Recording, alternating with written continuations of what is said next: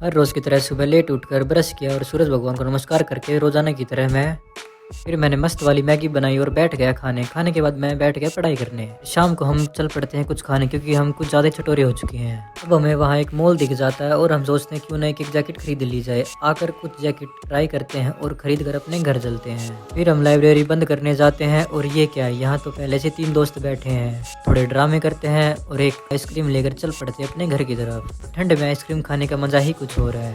आज है गोवर्धन पूजा, तो पूजा की और पटाखे थोड़े फोड़े